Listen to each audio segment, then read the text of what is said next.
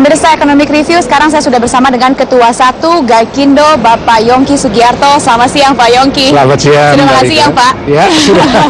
Oke Pak, kalau kita berbicara mengenai industri kendaraan bermotor atau otomotif di Indonesia ya, pada semester 1 2016 ini catatannya seperti apa Pak? Untuk produksinya, kemudian ekspornya, dan juga tingkat penjualan. Ya, jadi memang target kita tahun ini kan tidak terlalu muluk-muluk.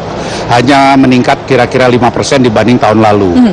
Jadi dari tahun lalu 1.013.000, kita mentargetkan tahun ini itu sekitar 1.050.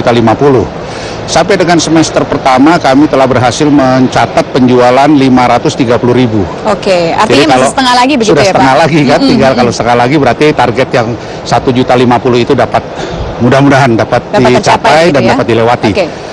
Produksi juga demikian, ya kan, karena penjualan kita di sekitar 530.000 satu semester, produksi kita juga di atas 600.000 sampai dengan akhir semester 1. Ekspor juga demikian, sudah mencapai kurang lebih 80-90.000. Targetnya kita tahun ini juga masih sama seperti tahun lalu 200.000. Oke, kalau dibandingkan dengan tahun sebelumnya, ini posisinya naik, di stagnan atau di mana? Tahun 2014. 15, ya. 15. Ya, kalau 2015 naik sedikit. Ada naik sedikit, baik produksi, baik penjualan, baik ekspor, ada naik sedikit. Oke, ini yang menyebabkan naiknya hanya sedikit itu apa sih Pak faktornya Pak? Begini, kami di awal tahun mentargetkan itu berdasarkan APBN pemerintah.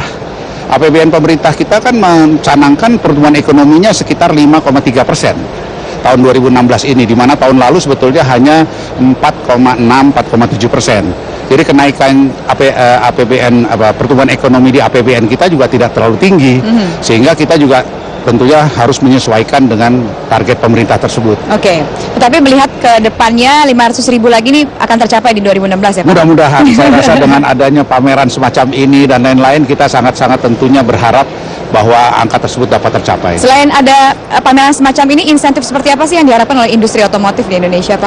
Ya, sebetulnya kita ini dalam situasi yang kurang menggembirakan, ya kita inginnya kalau bisa mengingat kapasitas produksi total Indonesia itu dari seluruh merek adalah 1,9 juta. Oke. Nah, kami tahun lalu hanya bisa mencapai angka penjualan dalam negeri 1 juta, ekspor 200, sehingga kita total hanya terpakai 1,2. Jadi kami masih punya kelebihan kapasitas produksi kurang lebih 700.000. Nah, inilah yang menjadi beban atau pemikiran kita bersama. Bagaimana mengisi ini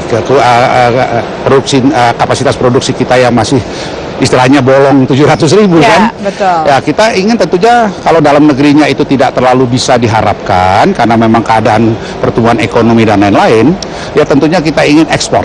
Oke. Betul kan? Itu yang barangkali kita bisa coba untuk tingkatkan. Nah, untuk itu kita memang sudah beberapa kali berbicara, memberikan informasi, masukan kepada pemerintah melalui khususnya Kementerian Perindustrian untuk bisa menjadikan Indonesia ini basis produksi tidak hanya MPV. Karena MPV ini diekspor itu terbatas pasarnya. Orang di luar itu masih menginginkan kendaraan sedan, masih menginginkan kendaraan SUV, pickup dan lain-lain. Nah, mobil-mobil jenis itu tidak diproduksi di dalam negeri, masih diimpor secara utuh. Nah, kita ingin itu juga diproduksi supaya nanti bisa diekspor. Nah, untuk itu kita harus membuka pasar kendaraan jenis itu lebih besar dengan cara harganya harus bisa juga terjangkau kan? Nah, kalau harga mau terjangkau bagaimana? Ada satu faktor yaitu PPNBM. Karena khususnya PPNBM untuk sedan kecil dan SUV kecil itu masih dipatok oleh pemerintah kita 30%. Sedangkan untuk MPV 10%. Nah, itu yang sedang kami himbau kepada pemerintah untuk bisa diturunkan dari 30 menjadi 10. Harganya nanti lebih murah, terjangkau, pasarnya besar, maka para pemegang merek akan memproduksi mobilnya itu di dalam negeri. Betul. Nah, dari situ nanti kita bisa mengekspor. Itu kita rencana. akhirnya bisa menjadi raja ekspor gitu ya. Betul. Ke negara-negara luar ya. Kita tingkatkan. Kita iri hati kalau lihat Thailand. Thailand itu bisa mengekspor sekitar 1,2 juta per tahun. Kita aja 200.000. Baik. Rendah sekali ya Pak ya. Kecil sekali. Kita akan lanjutkan usai jeda pariwara. Pemirsa tetaplah bersama kami. Economic Review akan segera kembali untuk Anda.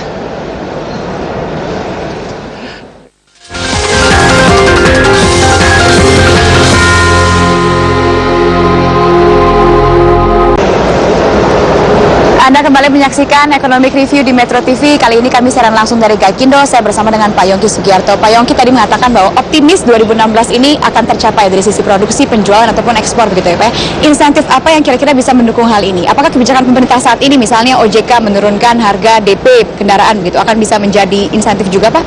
Ya, sebetulnya itu kita sudah bahas waktu itu 3 tahun yang lalu, waktu OJK menginginkan dinaikkan DP. Kami waktu itu sudah menentang sebetulnya. Kami katakan Pak, sebetulnya tidak perlu diberikan atau LTV atau loan to value ini dinaikkan sampai 30% karena ini akan menghambat penjualan. Ya kan, karena orang-orang yang tidak mampu membayar DP segitu akhirnya kan tidak jadi beli mobil. Nah, kami usulkan waktu itu serahkan saja ini kepada perusahaan-perusahaan pembiayaan atau bank, leasing dan lain-lain, karena mereka kan pintar dan mengerti untuk mengevaluasi seseorang dalam mengaplikasi tadi katakanlah mau kredit dan lain-lain, kan dilihat juga income-nya berapa, ya kan, hartanya ada apa saja dan seterusnya, sehingga mereka sudah bisa mengevaluasi sendiri apakah si A, wah ini sih cukup 10% uang mukanya karena income-nya cukup tinggi, terjaminlah ini tidak akan macet. Si B, wah ini mungkin 20%, ya kan, bahkan kalau perlu si C ini, waduh ini nggak jelas nih 50%. Artinya tidak perlu diatur sedemikian rupa. Iya, ya kan, untuk di otomotif saya pikir tidak perlu. Karena betul dampaknya signifikan terhadap penjualan ya? Iya, bisa terjadi dampak yang signifikan, itu yang pertama. Yang kedua, ya saya katakan bahwa hati-hati, perusahaan-perusahaan ini pun juga sebetulnya sudah dikontrol oleh OJK. Mereka memberikan laporan keuangannya kan, jadi tidak perlu khawatir bahwa perusahaan ini akan sembrono memberikan kredit kepada orang tanpa down payment atau kecil down payment. Mereka juga tidak mau ada kredit macet. Mereka tidak mau juga istilahnya NPL-nya naik, nggak mau mereka, betul kan? Betul. Jadi serahkan saja. Tetapi ternyata kan waktu itu 3 tahun lalu diterapkan juga 30%. Nah sekarang pemerintah mengatakan, wah ini ada wacana ya, masih wacana. Uang muka 0% bahkan. Wah ini drastis sekali dari 30 ke 0 kan. Nah, tapi ini angin segar dong Pak untuk industri otomotif. Betul, tapi 0 juga kalau menurut kami 0 juga tidak bagus. Berbahaya juga. Bahaya, sebab apa? Orang tidak pakai uang muka ambil mobil. Akhirnya di tengah jalan macet. Macet akhirnya disita. Disita akhirnya dijual. Jadi kan jadi mobil bekas kan. Nah, kalau pasar mobil bekas itu begitu banyaknya mobil bekas yang hasil atau kredit macet tadi, itu akan juga merusak penjualan kan. Bahaya aja ke situ juga. Jadi ini kembali, kalau menurut kami serahkanlah kepada ini perusahaan pembiayaan saja. Mereka biar menilai sendiri, mengevaluasi sendiri calon customer atau pelanggan ini. Tapi kita menyambut baik tentunya, sangat menyambut baik bahwa ada wacana tersebut untuk menurunkan tadi uang muka. Tadi kita bicara tentang bagaimana bisa menjadi raja atau pemain besar gitu dalam ekspor produksi dalam negeri kita. Kalau dibandingkan dengan Thailand tadi masih sangat jauh begitu ya Pak ya, angkanya 1.000 dan 200. Nah, apa yang kemudian harus dilakukan selain tadi insentif dalam hal ekspor agar ini bisa menjadi pemain utama di ASEAN Pak? Begini, kita juga selain tadi yang direct mengena kepada industri otomotif, ya kan, kami tentunya juga menghimbau pemerintah agar segera juga melakukan pembangunan infrastruktur, pelabuhan, ya kan, jembatan, kereta api, jalan raya dan lain-lain, supaya ekspor kita juga terjamin kelancarannya begitu. Bagaimana kita mau ke ekspor kalau pelabuhan untuk ekspor mobilnya kurang, belum ada luasnya, gitu ya kan, luasnya kurang, jadi itu juga nggak bisa. Nah itulah yang juga harus diperhatikan oleh pemerintah bahwa kita mau bergerak ke situ. Siapa yang tidak mau? Semua mau, ya kan, karena ini negara Indonesia ini dibanding 10 negara ASEAN, ya ini Indonesia adalah sangat potensi dengan rakyat 250 juta, ya kan, kita yakin bahwa Indonesia dan sudah menjadi leader di ASEAN, ya kan, dan kita harus pertahankan itu terus. Tetapi kita masih kalah ekspornya dibanding Thailand. Kalau penjualan dalam negerinya kita sudah nomor 1. Kita sudah nomor 1. Thailand sudah di bawah kita, Malaysia di bawah kita. Gitu. Jadi kita bangga dengan itu, ya kan. Tetapi kita tahu bahwa 250 juta rakyat Indonesia ini menjadi potensi, ya kan, pembeli kendaraan bermotor. Ini kan tinggal sekarang kita meningkatkan income per kapita. Pendapatan per kapita dari masyarakat Indonesia ini meningkat. Sekarang mungkin sudah di 4.000. Kalau itu nanti sudah 8.000, 10.000, yakin saya.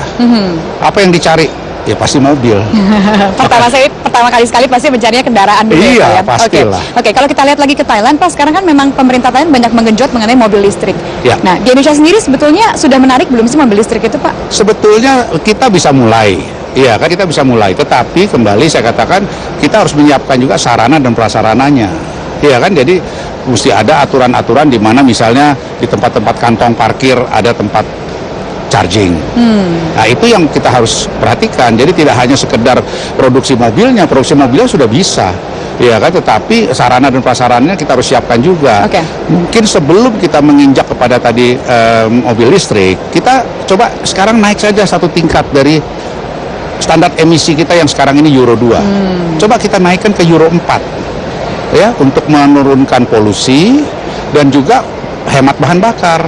Gitu aja dulu. Nah tadi waktu Bapak Wakil Presiden membuka di sini sempat juga berbincang-bincang mengenai standar emisi Euro 4 tersebut. Memang Pertamina mengatakan mereka baru bisa mensuplai dengan kilang dalam negerinya itu di tahun 2019. Tetapi Bapak Wakil Presiden mengatakan tidak apa-apa, Pertamina terus jalan saja dengan program tadi. 2019 akan memproduksi dalam negeri bahan bakar minyak BBM untuk Euro 4. Tetapi silahkan mulai import saja dulu.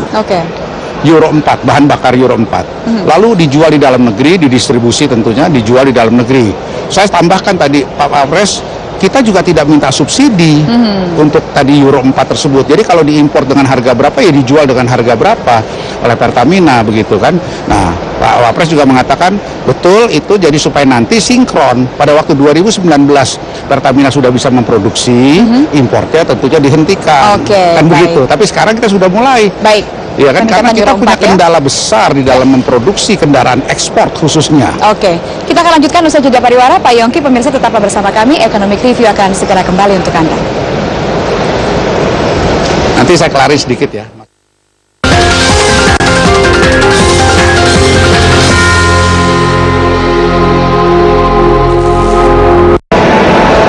Kembali di Economic Review, Pak Yongki, tadi kita katakan bahwa Euro 2 dengan Euro 4 ya. Euro 2 ini masih mengganggu percepatan dari ekspor Indonesia. Betul, jadi negara-negara di sekeliling kita saja sudah tidak memakai Euro 2. Sudah lari Euro 4, Euro 5, bahkan sudah Euro 6. Ada negara Singapura, Thailand, Malaysia, dan lain-lain. Nah, kita ini masih Euro 2. Nah, kendala yang tadi kenapa kita juga ingin minta percepatan pengadaan daripada Euro 4. Kita tidak minta kilang Pertamina langsung membuat produksi Euro 4, import saja dulu. Kita akan beli dengan harga tanpa subsidi. Iya kan? Itu yang pertama. Saya ceritakan sedikit masalah produksi. Kita ini di beberapa merek yang mengekspor kendaraannya, itu produksi ada 2 lane. Lane Euro 2 untuk pemasaran dalam negeri kendaraannya, dan lane Euro 4 untuk ekspor. Ya kan, karena ekspor tidak ada yang mau lagi pakai Euro 2 kan. Nah, sekarang kita ini kadang-kadang susah untuk tadi mempasarkan atau memproduksi kendaraan Euro 4, ya kan, bahan bakarnya tidak ada. Kadang-kadang harus import. Loh, mobil itu kan harus dites dulu, mesinnya harus dihidupkan dulu. Bagaimana kalau tidak ada bahan bakarnya? Masa mesti didorong ke Tanjung Priok mobilnya? Sehingga akhirnya ini menjadi satu faktor penghambat begitu ya, Pak? Itu salah satunya. Maka dari itu kami terus menghimbau kepada pemerintah bahwa tolong Pak, kalau bisa Euro 4 ini segera diterapkan, ya kan? Kami tidak minta subsidi, kami minta supaya pengadaan diimpor saja tidak apa-apa, tapi didistribusi yang merata, kan begitu. Pak Yongki, ini sekarang sedang ramai gitu ya, quote on quote amnesti pajak ini akan mempengaruhi kembang. Ya, kita tentunya mempunyai satu harapan juga bahwa setelah tax amnesty ini berjalan dan banyak yang sudah ngaku dosa, istilahnya begitu kan, dia jadi berani beli mobil kan gitu kan, itu harapan kita tentunya gitu kan. Jadi ya mudah-mudahan dengan adanya tax amnesty ini juga pasar kendaraan bermotor bisa lebih bergairah. Ngomong-ngomong soal harapan, target dari Gias 2016 yang ke-24 ini, Pak? Ya, begini, kalau kita bandingkan tahun 2015, Gias itu menjual selama pameran itu ada kurang lebih 19.500 unit kendaraan yang laku terjual atau dipesan dengan total nilai sekitar 5,7 triliun. Harapan kami tentunya karena Gias tahun ini agak berbeda dari segi pengunjung, dari segi peserta pameran dan yang lebih banyak dibanding tahun lalu. Angka tersebut dapat dilalui. Mudah-mudahan bisa lebih dari 20.000 unit yang bisa terjual, dan angka penjualannya juga barangkali kita harapkan bisa di atas 6 triliun. Ini kedepannya akan tren mobil seperti apa sih Pak yang lebih ramai untuk disukai? Begini, Indonesia ini masih trennya adalah masih tetap adalah mobil kendaraan yang dengan harga 200 juta ke bawah. Itu masih mendominasi pasar kita dalam negeri, karena memang jelas, karena memang daya beli masyarakat kita masih di angka itu. Ya kan, mudah-mudahan dengan income per kapita yang akan meningkat terus, ini akan bisa meningkat juga nantinya 250 atau 300 juta, ya kan. Dan jenisnya ya tergantung. Memang dominasi masih tetap MPV. Karena orang-orang kita masih suka istilahnya kalau Senin sampai Jumat mobil dipakai kantor, hari Sabtu Minggu dengan keluarga besarnya, ya kan, bisa jalan-jalan dan bawa anak cucu semuanya di situ begitu kan. Tapi itu memang sifat orang Timur yang kita tidak bisa hindari, karena di sini jangan buka rumah jompo bisa nggak laku gitu, karena orang semua masih tinggalnya satu rumah kan. Ayah, ibu, kakek, nenek masih satu rumah gitu. Mungkin yang terakhir Pak, ini tadi sudah bicara tentang mobil listrik sedikit, LCGC perkembangannya di Indonesia akan seperti apa? Bagus sekali, bagus sekali. LCGC itu semenjak diluncurkan 3 tahun yang lalu, sekarang sudah meraih pangsa pasar kira-kira 15% dari total penjualan. Jadi kalau dilihat itu sudah 16% bahkan. Jadi kalau 1 juta itu LCGC saja sudah 160-180 ribu per tahun. Yang dilakukan untuk lebih lagi mengenjot ini? Ya, tentunya kita harus mencari katakanlah peluang-peluang model-model baru dari LCGC ini kan, tidak bisa statis begitu saja. Tapi saya rasa para pembuat LCGC sudah istilahnya sudah antisipasi untuk itu. Pak Yongki Sugiarto, terima kasih sudah bergabung bersama kami. Pemirsa, terima kasih sudah menyaksikan Economic Review langsung dari Gaikindo. Saya Rike Karolin pamit, sampai jumpa. Terima kasih.